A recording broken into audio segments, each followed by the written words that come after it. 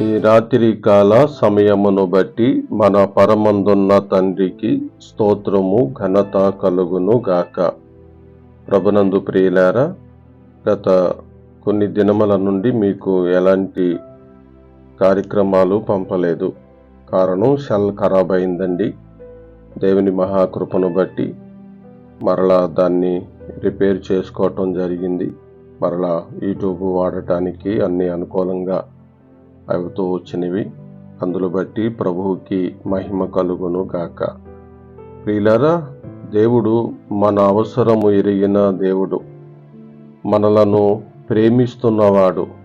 కాబట్టి మనకు అవసరమైన దానిని గురించి మన వ్యాధులు తెగుళ్ళు వలన భయము చెందనవసరత లేకుండా మనము ఆయన వైపు చూడవలసిన వారమై ఉన్నామండి. మత్తయి సువార్తలో ప్రభువైన యేసుక్రీస్తు వారు 6వ అధ్యాయం 8వ వచనంలో, మీరు వారి వలె ఉండకుడి, మీరు మీ తండ్రిని అడగక మునిపే మీకక్కరగా నున్నవేవో ఆయనకి తెలియను అని ప్రభువు మనకు శ్రేష్టమైన మాటను పలికినారు. అవును, మన అక్కరత ఏంటో ఆయనకి తెలుసు. కాబట్టి ప్రియ సహోదరుడా, ప్రియ సహోదరి, నేడు నీ పట్ల నా పట్ల మన కార్యమును సఫలము చేసేటువంటి దేవుడు. ఈనాడు మనందరి జీవితంలో అనేక విధములుగా భయాలున్నాయి. కానీ ఆ భయములన్నీ కూడా ప్రభువైన యేసుక్రీస్తు నందు మాత్రమే మనం అధిగమించవచ్చు. మత్తయి సువార్త 10వ అధ్యాయము 31వ వచనంలో ప్రభు ఏమని వాగ్దానం చేస్తున్నారో వినండి. గనుక మీరు భయపడుకుడి, మీరనేకమైన పిచ్చుకలు కంటే శ్రేష్ఠులు కారా అంటున్నాడు. అవును, మనము భయపడనవసరత లేదు. అలాగే ఈ దినాన్న మన పిల్లలు ఎన్నో భయాందోళనలు కలిగి ఉంటారు. మన పిల్లల మనసు ఏంటి? మనమున్నామని, నా డాడీ ఉన్నాడు, మా మమ్మీ ఉన్నది అనేది కదా. కాబట్టి ఇక్కడ ఒక విషయాన్ని గమనించండి. మన పిల్లలు మన మీద ఆనుకుంటారు. మన పిల్లలు మనం చూసుకుంటూ మనం కూడా ధైర్యవంతులుగా ఉంటాం. అలాగే మన పరలోకపు తండ్రిని బట్టి మనం ఎలా ఉండాలండి? ధైర్యముగా ఉండాలి.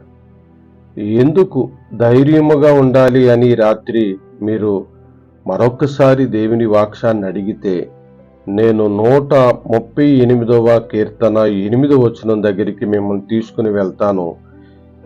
మీ మనసు ఇక్కడ పెట్టండి. ఇక్కడ పెట్టి ఈ మాట వినండి, ఈ మాటను గమనించండి. మీ జీవితంలో ఈ రాత్రే దేవుడు గొప్ప కార్యాలు చేస్తాడు. 138:8 వచనం, యెహోవా నా పక్షమున కార్యము సఫలము చేయును. యెహోవా నా పక్షమున కార్యము సఫలము చేయును. యెహోవా నీ కృప నిరంతరముండును.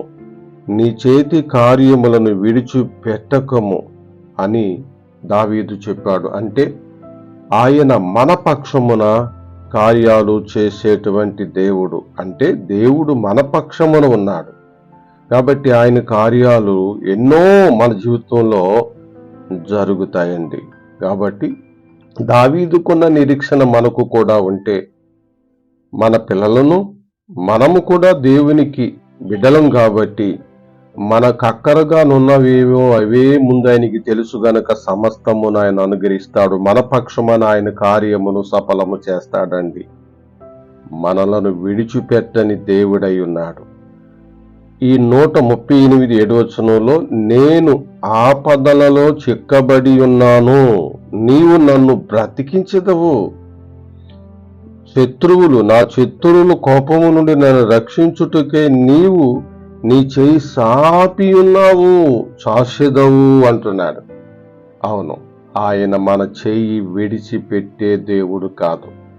ప్రభువైన యేసుక్రీస్తు యొక్క చెయ్యిని విడిచిపెట్టి రోమా సైనికుల వలన ఆయన బాధింపబడుటకు, శ్రమపడుటకు అప్పజెప్పినారు. 3వ దినమున మృతుల్లోండి ఆయన తిరిగి లేపినారు. ప్రభు చెయ్యిని ఆయన విడిచిపెట్టింది ఆయనే, తిరిగి తన దక్షిణ హస్త బలము చొప్పున మృతుల నుండి తిరిగి లేపింది కూడా ఆయనే.